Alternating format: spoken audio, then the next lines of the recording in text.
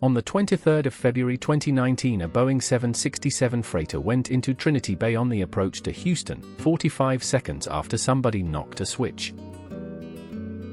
The flight was cargo, Miami to Houston, for Amazon. This is the aircraft. It was nearly 27 years old. It had flown more than 91,000 hours. There were 3 people on board, 2 pilots and 1 passenger riding in the jump seat. They were being vectored around weather on the way in. The first officer was flying. "I'm gonna get you west of this weather and northbound for a base leg." The controller told them what was on the far side of it. "It is severe clear on the other side of this stuff, so you'll have no problem getting the airport," unintelligible word, either. At 2 minutes past 12:38, the first officer called for flaps, and the slats went out. 29 seconds later, the aircraft's go-around mode came on. Nobody had meant to select it. The board concluded he most likely caught it with his left wrist or his watch. He was working the speed brake lever right beside it. Neither pilot realized the automated flight mode had changed. Go-around mode commands thrust and a climb. The aircraft began to accelerate under him. Acceleration is felt in the body as a pitch-up. The board found he became spatially disorientated. He pushed.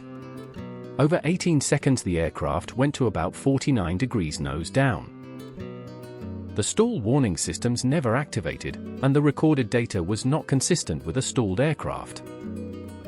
The recording ends with the crew talking about having lost control.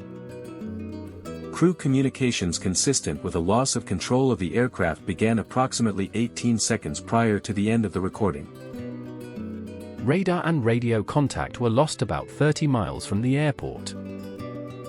Investigators worked the shoreline of the bay. A recovery team worked the shallows for weeks. The largest piece they recovered was 50 feet long. The memory boards came out of the cockpit voice recorder intact. The first officer had a record of flight performance problems going back years. They were at for airlines before this one. He did not declare any of it on his application. The captain did not adequately monitor where the aircraft was going. Crew training at Atlas, and across the industry, was named in the findings as well. Engineers pulled the recorders out on site. The wreckage lay in shallow water east of Houston. A switch was pressed by nobody, a mode changed that nobody read, and a man's inner ear told him the aircraft was climbing when it was not. How does a cockpit tell you it has changed its mind?